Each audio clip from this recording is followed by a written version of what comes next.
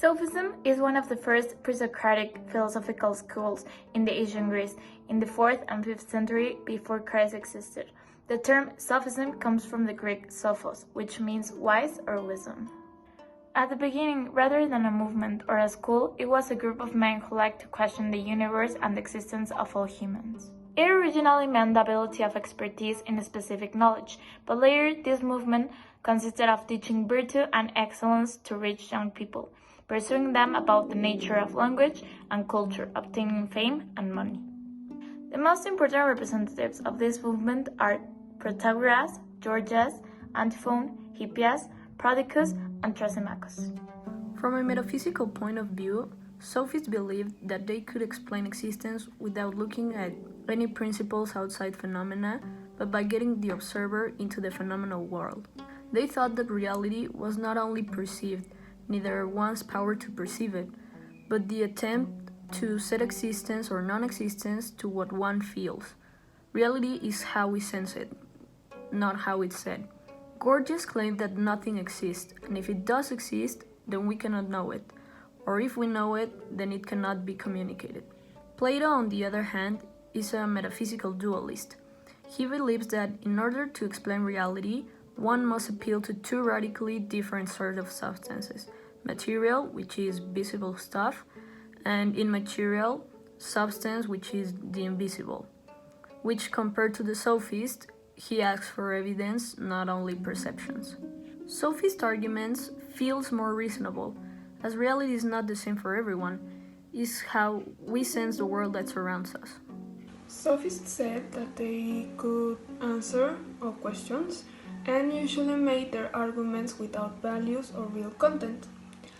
Their way of doing things was always in a rhetoric way, so they used rhetoric to convince or persuade people to achieve things. Sophists use relativism, and in epistemology, relativism is the idea that our knowledge of the real world must be assisted by our mental constructs, and that the truth or falsity of a statement is relative to a social group or individual. Sophists use relativism not to give truthful answers to anything. They persuaded people to think that what they teach was right, but never gave any arguments. Isocrates, indeed, accused them of dishonesty because they used to make promises and make arguments that they couldn't prove or fulfill. They stated that there are different biases, such as national, cognitive, or cultural ones, that prevent us of observing things objectively. So a proposition being truthful depends on who sees it and how it's seen. Therefore, no moral or cultural consensus will be reached.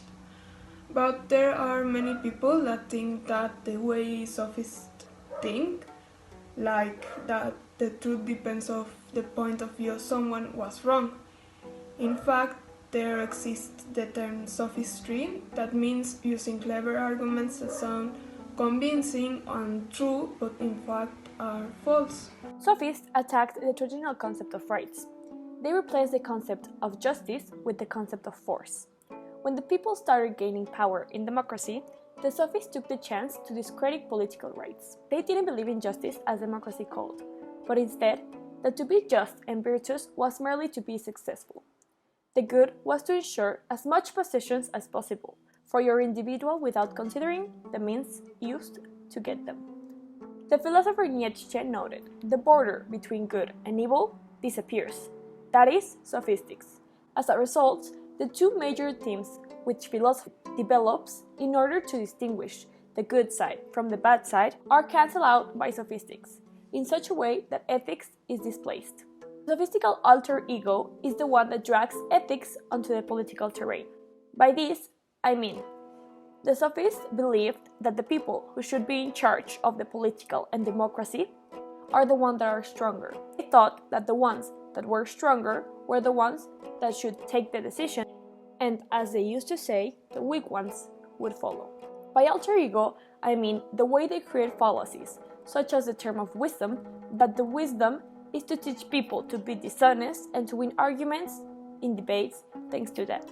That's why Plato and Aristotle didn't consider sophism as part of philosophy nor a way of teaching. The Platonic writing makes reference to heuristic and antilogic. They were seen as identical, but for Plato, heuristic's aim was victory instead of truth, and antilogic was an argument that negates another argument that both were equally true. Plato associated the antilogic with Protagoras, and therefore with sophism. This concludes that sophists had no regard for the truth and had to be free from antilogic. Now, another argument is that sophism philosophy is based on moral relativism. Moral realism consists in believing that the powerful people make the rules and the laws, so people are not equal. A person will always be better than someone and will rule over others.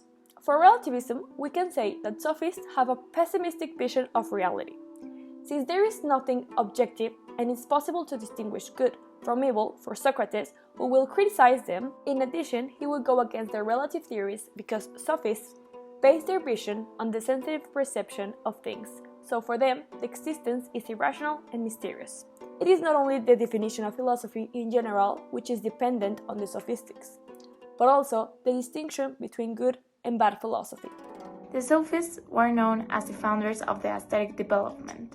They consider beauty as a subject concept. The beautiful is something that is pleasant to see and hear, which expresses their relativism understanding of beauty. The great influence of beauty in the human feelings is something that they recognize first, due to the fact that Sophists consider it as an ontological characteristic of an object with a specific purpose. Each beautiful thing has its own form and it's beautiful in its own way.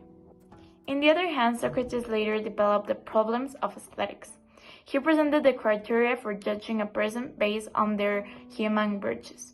He said that virtues are determined by people's knowledge, and established the theory of beautiful, which says that every beautiful thing makes sense and is reasonable.